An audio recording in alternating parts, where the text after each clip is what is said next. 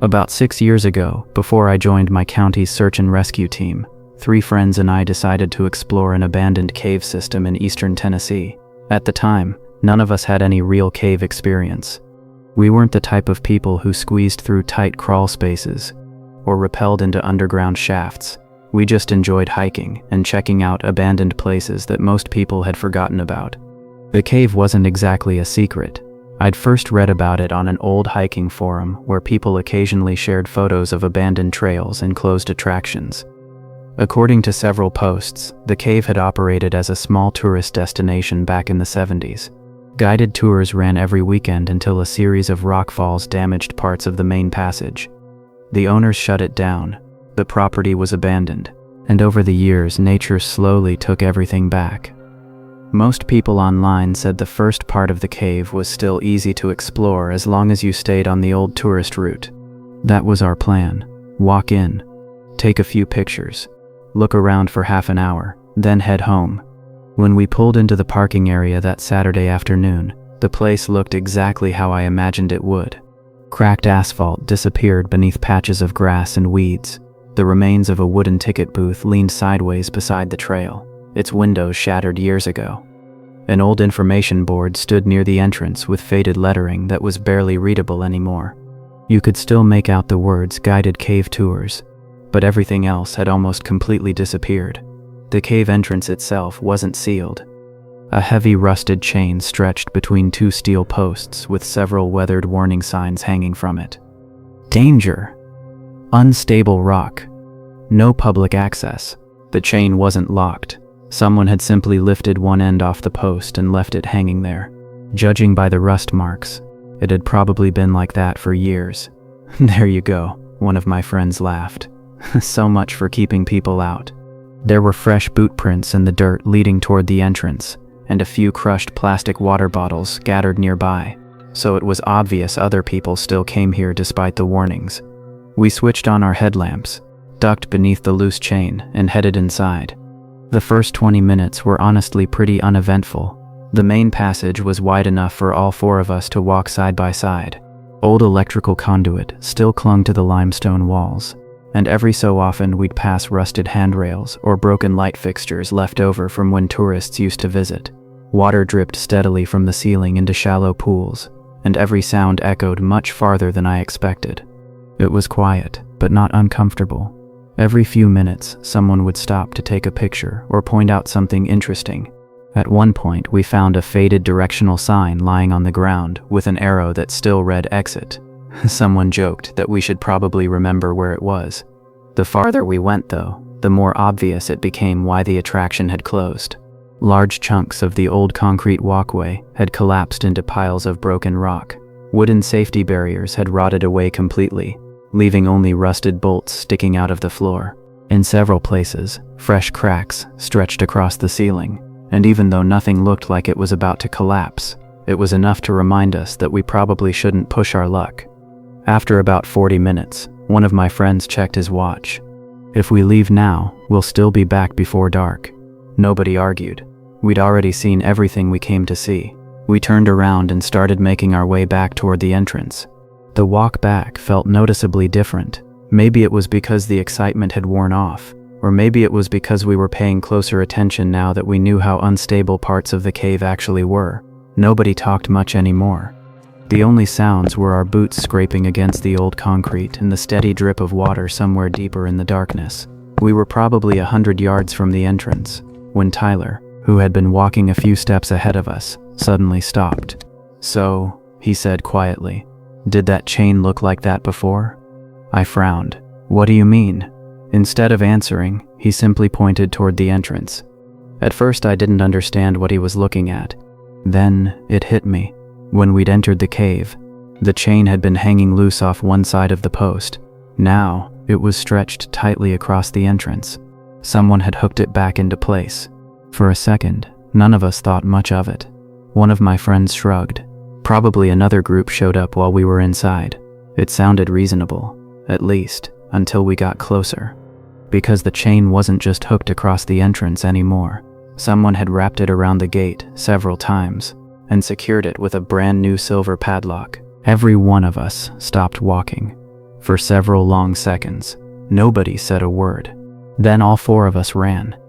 The chain rattled violently as we grabbed it from both sides and pulled with everything we had. Nothing. The padlock was brand new. The chain had been wrapped around the gate several times, leaving almost no slack. I yelled as loudly as I could, "Hey! If someone's out there, this isn't funny." Only my own voice echoed back through the cave. We could see the parking lot through the gate. Our truck was still sitting exactly where we'd left it, maybe 60 feet away. It was close enough to see, but completely out of reach.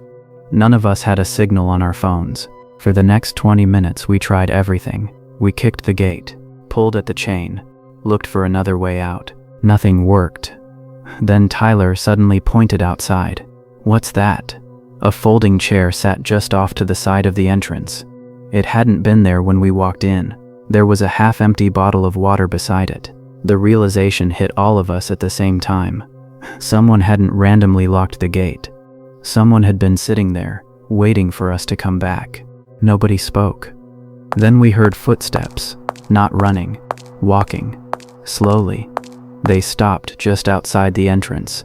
Because of the bright afternoon sunlight behind the gate, we couldn't make out a face, just the outline of someone standing there. A calm voice finally broke the silence. "You boys done exploring?" None of us answered. A few seconds passed. Then he spoke again. "You missed something." Tyler stepped toward the gate. "Open the damn lock." The man gave a quiet laugh. Not loud, not angry, just enough for us to hear it. Then the footsteps slowly faded away. We never heard a vehicle start. Never heard another voice. Nothing. Almost an hour later, we heard people talking outside. Another hiking group had arrived. They heard us yelling and immediately called 911. A deputy showed up with bolt cutters and had the padlock off in less than a minute. After taking our statements, he listened quietly without interrupting. When we described the man, he let out a long sigh. Then he told us another group had reported almost the exact same thing the previous summer. Different description, different voice, different age, but every one of them remembered the same sentence. "You missed something." The deputy never told us what he thought it meant. He simply cut the chain, told us to head home, and before driving away, he reattached it exactly the way we'd first found it, loose, unlocked, like he already knew. Locking it wasn't what kept people out. About 4 years ago, a friend and I drove to an abandoned cave in southern Missouri after finding it mentioned on an old hiking forum. It wasn't the kind of place that showed up on tourist maps anymore. Decades earlier, it had operated as a guided cave attraction, but after part of the system collapsed in the early 2000s, the owners shut it down permanently. The parking lot was still there, although nature had almost reclaimed it. Cracked pavement, overgrown weeds, a collapsing ticket booth with broken windows. The entrance gate had been cut open years earlier, and judging by the amount of graffiti around the entrance, people still explored it despite the warning signs. When we pulled into the parking area, there was only one other vehicle, an old blue pickup truck. It looked like it had been driven for years without ever seeing a car wash. We figured another explorer had gotten there before us. Neither of us thought much about it. Our plan was simple: walk around for half an hour, take some pictures, leave before sunset. The first 20 minutes were completely normal. The old tourist path was still easy to follow. Rusted handrails lined parts of the walkway, and broken electrical fixtures still clung to the cave walls where guided tours had once passed through. Every sound echoed endlessly, making even our own footsteps seem much louder than they actually were. Eventually, we rounded a bend and saw someone standing farther ahead, an older man, probably somewhere in his 60s. He wore muddy work boots, faded work pants, and an old climbing helmet with a headlamp mounted across the front. He smiled as we approached. "You boys heading back already?" I laughed. "Not yet. We just got here." He nodded toward the passage ahead. "Then you've missed the best part." He introduced himself as someone who had been exploring the cave for years. Nothing about him felt strange. If anything, he reminded me of the kind of retired guy who volunteered at state parks just because he enjoyed talking to hikers. He pointed his flashlight toward a narrow passage branching away from the old tourist trail. There's another exit about 15 minutes that way. I asked if it came out near the parking lot. He smiled. Pretty close. Saves you walking all the way back. It sounded reasonable. He even pointed out old drill marks in the limestone and explained where tour guides used to stop to give visitors information about the cave. Everything he said sounded believable, so we followed him. He stayed about 30 feet ahead of us the entire time. Never too close, never too far away. Every now and then he'd stop, shine his flashlight at something in the rock, explain what it was, then continue walking. After about 15 minutes, there was still no exit. I checked my watch. We close? The old man looked back over his shoulder. 5 more minutes. We kept walking. 5 minutes became 10. Then 15. The tunnel gradually became narrower. The flat tourist walkway disappeared beneath uneven limestone. The ceiling dropped lower. The air felt colder. Finally, my friend leaned over and quietly whispered, "We've been walking downhill this whole time." He was right. The old tourist route had stayed almost perfectly level. This passage definitely hadn't. Something suddenly felt wrong. I stopped walking. "I think we're just gonna head back." The old man turned around completely. For the first time since we'd met him, he wasn't smiling. "Back?" He gave a short laugh. "You don't want to do that." I forced a smile. "No, seriously, we've got to get going." He looked past us toward the tunnel we'd come from, then calmly said, "You already passed the turn." I frowned. "What turn?" He pointed behind us. I turned around. My stomach dropped. There weren't 1 or 2 passages leading back. There were 3. I stared at them for several seconds. I would have sworn we'd only come through a single tunnel. My friend quietly asked, "Which one did we come from?" Neither of us answered. The old man slowly raised his flashlight and pointed into the tunnel on the left. "Not that one." I looked back at him. "How do you know?" He held my gaze for a moment before answering. "Because that's the one people usually pick." The way he said people bothered me. Not hikers, not visitors, people. My friend grabbed my arm. "We're leaving." Without another word, we chose the passage on the right and started walking. The old man didn't follow us. He didn't yell. He simply called after us in the same calm voice he'd been using all afternoon. "Don't run." Naturally, we ran. For nearly 20 minutes, we stumbled through the cave, expecting to hear footsteps behind us. There weren't any. Instead, every few minutes, we heard his voice, always calm, always the same distance away. "You missed your turn. A little later, you'll end up back here. Then, I told you not to run." We never saw him again. Eventually, the tunnel widened. A few minutes later, we spotted the rusted handrails from the old tourist route. Neither of us slowed down until we reached daylight.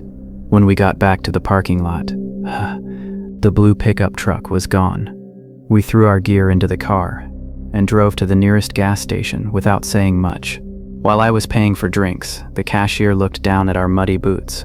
"You boys come from the old cave?" I nodded. He studied us for a second before asking, "See the old man?" Neither of us answered. He smiled slightly. I figured. I asked if he knew who he was. The cashier slowly shook his head. "No." Then he looked out through the front window toward the highway. Funny thing is, everybody describes the same guy. I asked if he lived nearby. Again he shook his head. "I just know nobody's ever been able to tell me where his truck comes from." I frowned. "What do you mean?" He looked back at me. "Because nobody's ever seen it leave." About 5 years ago, a few firefighters from my station decided to spend one of our weekends hiking in the mountains outside eastern Kentucky. We worked together, trained together, and usually spent our days off doing something outdoors. One of the guys mentioned an abandoned cave that locals occasionally talked about, so we figured we'd check it out while we were already in the area. It wasn't a tourist attraction anymore. Years earlier, flooding had washed out the original trail, and the county eventually stopped maintaining the site altogether. The cave itself wasn't officially closed, but reaching the entrance wasn't exactly easy anymore. The only practical way down was by using a climbing rope that somebody had permanently anchored to a large oak tree near the edge of a small limestone drop. The rope looked old. It was faded from years in the sun and stained with mud near the bottom, but the knots looked solid and the anchor wrapped tightly around the tree. Whoever had installed it clearly knew what they were doing. We inspected it before trusting it. Nobody saw any obvious damage. There were 4 of us. One by one, we clipped in and climbed down. The drop was only about 20 feet, but steep enough that nobody wanted to risk doing it without the rope. The cave itself wasn't particularly exciting. There were no huge chambers or underground rivers, mostly narrow passages, old mineral formations, and the remains of a few wooden signs that suggested the area had once been part of a guided nature trail decades earlier. We spent maybe 40 minutes walking around, taking pictures, and talking about how strange it was that almost nobody came there anymore. Eventually, one of the guys checked his watch. We should head back. Nobody argued. I volunteered to climb out first so I could help everyone over the edge once they reached the top. The climb wasn't difficult. Within a minute, I was standing beside the tree, brushing dirt off my gloves, while the second guy started making his way up. He was about halfway to the top when I heard an engine. I turned toward the old dirt access road. An aging green pickup slowly rolled into the empty parking area. It wasn't speeding. It wasn't kicking up dust. It just crawled forward until it stopped about 30 feet away. One man stepped out. He looked to be somewhere in his late 50s or early 60s. Work boots, blue jeans, a faded brown jacket, nothing unusual. He never looked at me. He didn't ask what we were doing. He didn't even acknowledge the truck.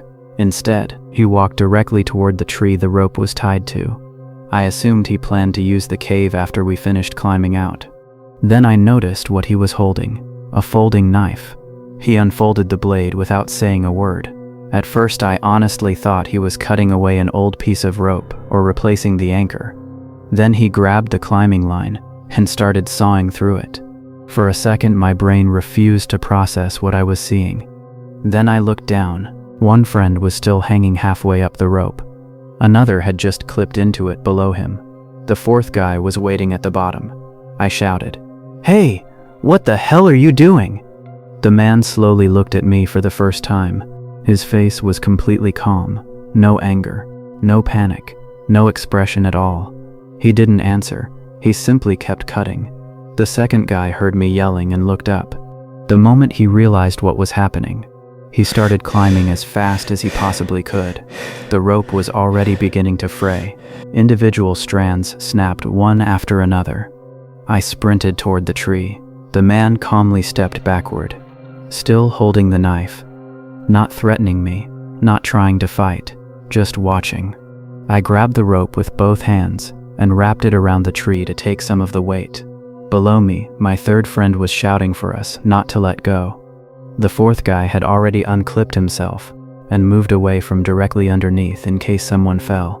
For what felt like forever, we worked to pull the second climber over the edge.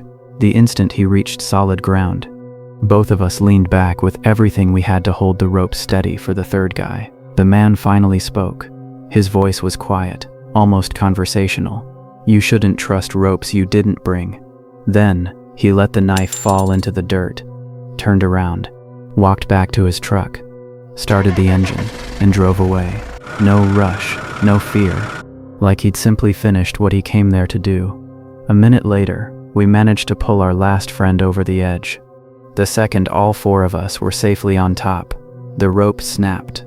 The free end disappeared over the cliff. None of us said anything for several seconds.